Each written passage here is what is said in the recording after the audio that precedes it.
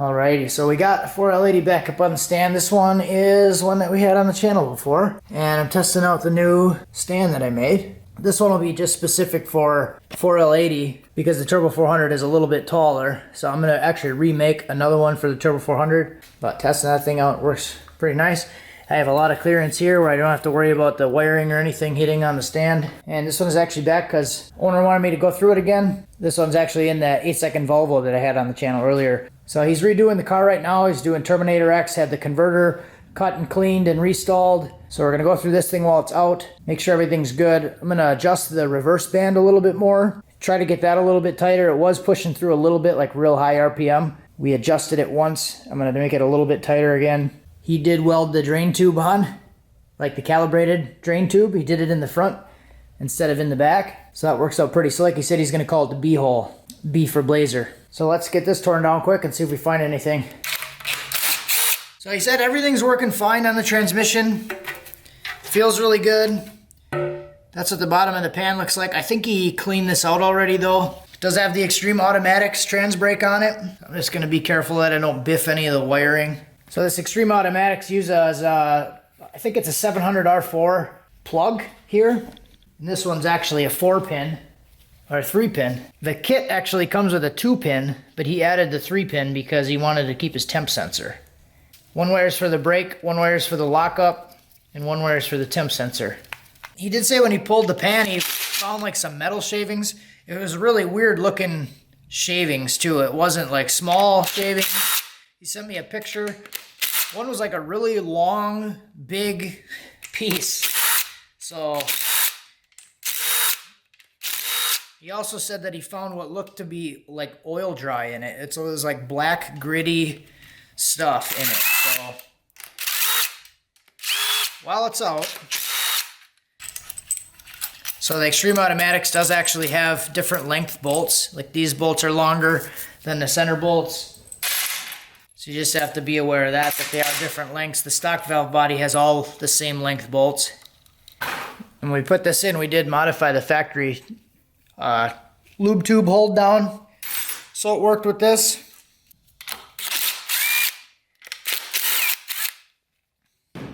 Gotta look inside the solenoid, make sure there isn't anything goofy or weird looking. Get the tube out. We did have to bend that a little bit to get it to fit. Alright, and there's one bolt underneath the lockup solenoid. So I'm going to take all the wiring junk. I'll set this somewhere special. Crack that baby loose. And the separator plate is attached. You almost can't even tell it's there. It does have one check ball in it. Separator plate all looks good. I'm just going to put this back down. Really like the machining in here. This thing looks really cool.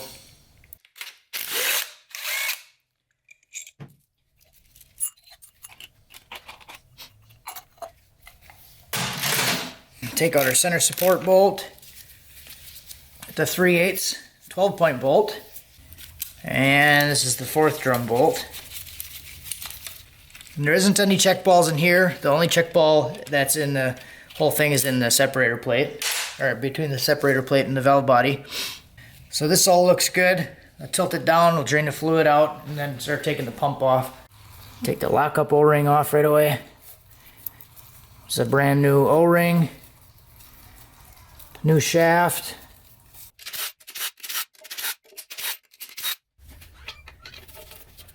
What?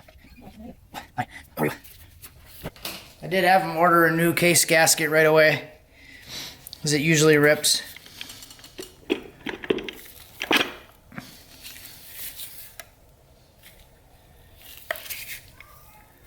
So that all looks really good so far.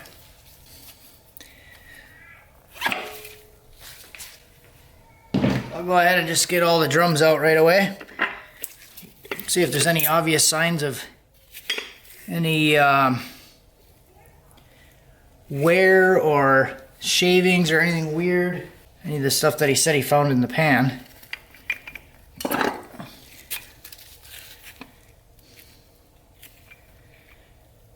Nothing there. We got the thick intermediate snap ring on this one with the case saver.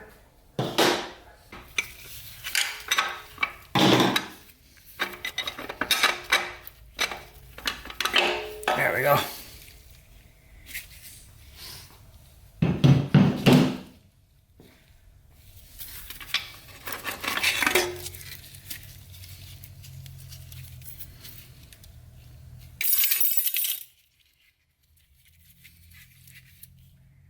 These are the intermediates with the choline black steels. Clutches look perfect.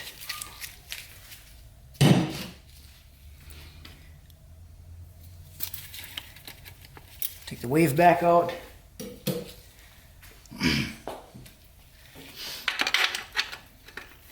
Get the beveled snap ring off the center support.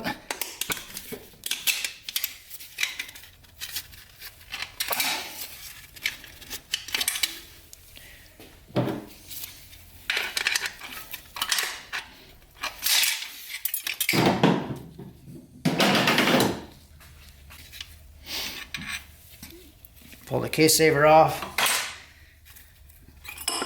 Sun shaft. That looks good.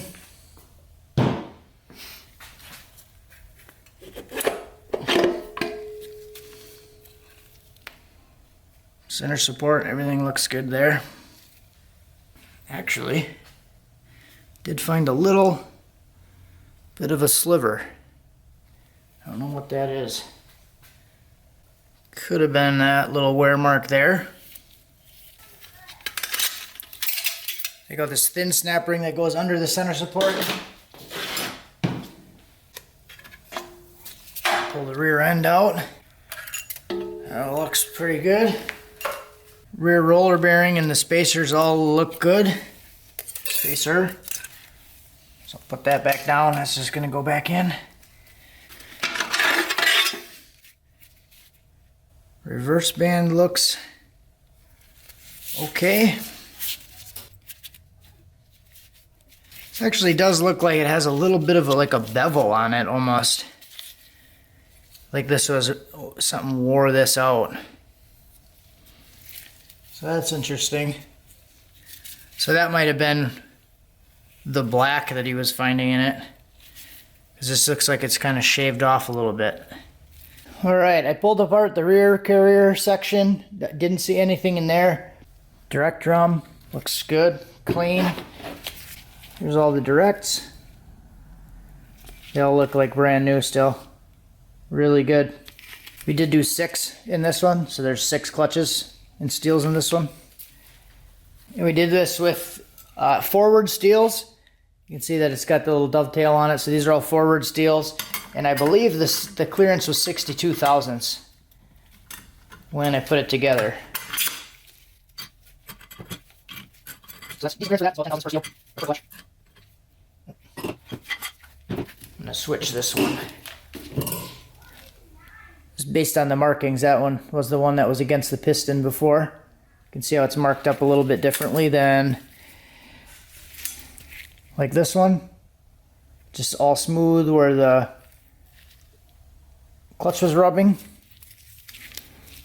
This one you can see this side smooth where the clutch was rubbing, and then this side it's worn a little bit differently.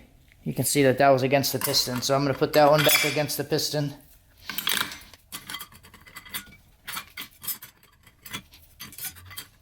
We'll get all this stuff back together, and hopefully everything else looks just like this, and then we put it back together. He might do a different reverse band. He was talking about doing a like a different one of the high energy reverse bands anyways before we even pull this apart, so we might change the band. Other than that, everything's looking okay. Not sure where that little sliver came from. Forward clutches. This does have the Sonax billet forward hub, rollerized forward hub. Just uses a stock washer back here and then a roller bearing on this side.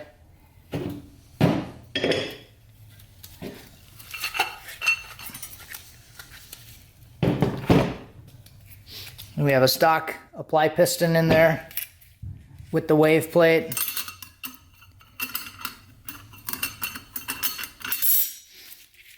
And we got the forward clutches with the choline steels.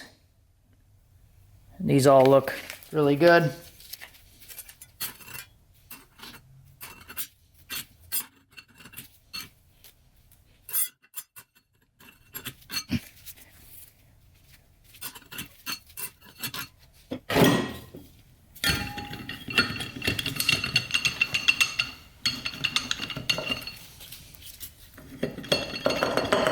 Make sure it's all the way down.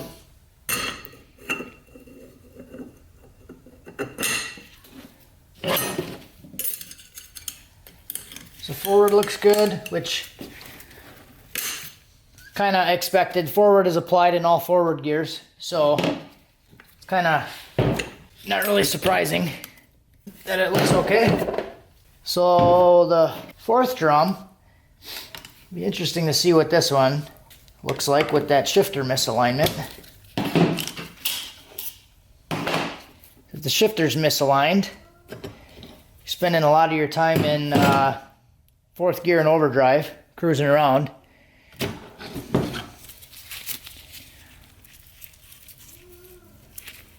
Yep, and these like all look perfect. There's like nothing wrong with any of these. Cool, cool, cool. So a big thing with that too is he caught it early enough. Right after he got it running, he drove it around, ripped on it a little bit, and then I went over to go for a ride in the car, and he like put it into neutral, and it was actually still in gear a little bit. It was like grabbing first when it was, shifter selector was in neutral, so stopped right away and got it back in the garage and then fixed the selector. So understood there was a issue and pulled it back in and fixed it. But I think it's an easy mistake to make because this trans just came out of that car. It was already in there running, driving, and all we did was take it out to like rebuild it and put the trans brake on it and put it back in with the same linkage and everything, and it ended up being a little bit off. So I think it's an easy mistake to make. If it's already in there running, driving, everything's fine. It was in the car for a long time. I wouldn't think to check it right away, but still good that we fixed it. So we'll check the overdrive clutches quick and then should be good. All right, got the snap ring off.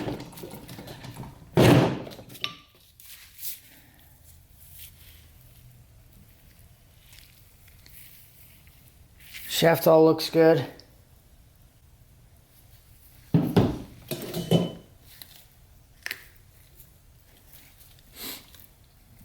Pushing in there looks fine.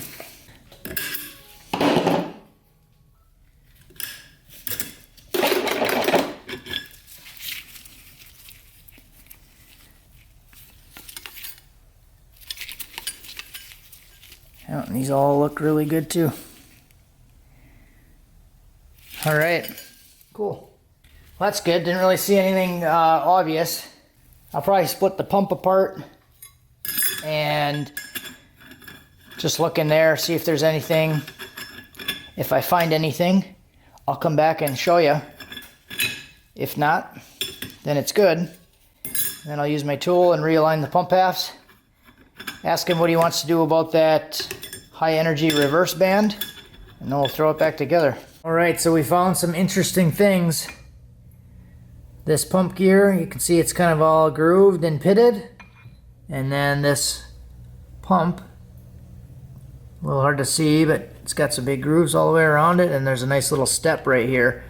So there's actually a good chunk of the pump is worn out. So if you remember the build of this transmission when I put the Extreme Automatics valve body in there, I mentioned a spot in the video that there was something specific that was done to this transmission that he normally doesn't do, and that was to have the transmission lock up in third. They don't typically build them that way. This was something specific that the owner of the transmission recommended for the car because the converter was actually too loose at the time, and he had always been locking the converter. He used to lock it at the top of second gear with the stock valve body. With the Extreme Automatics, he had to change that so he would just lock it in third gear. Kind of did that against the recommendation of the owner of Extreme Automatics. They agreed to do it. The owner told him that it would be potentially a risk. I guess what happens is under power and lockup, this thing can actually push the pump gear forward. So this side of it's actually the front of the pump towards the engine, and then the pump saver plate goes on this way. So what it's doing is it's actually pushing the gear forward towards the engine, and that's just happening from the fluid pressure under load. So I guess he said it's like a 50-50 shot if it'll hurt it or not. That's probably why they don't recommend doing the third gear lockup, and they don't sell the kits that way. That was something that he specifically asked for. So kind of interesting to see that. Sounds like those two are aligned with what's going on and what happens, so we're going to get a new pump on it. We're going to go ahead and put a different like high energy reverse band on, and then everything else is going to go back just the way that it was because everything else looks good. So good to see that. We'll get it back together. Everybody will be happy. It was on a stock ECU still, so he's switching over to a Holley Terminator X, reinstalling the converter so he won't have to lock it in third anymore, and should be good to go.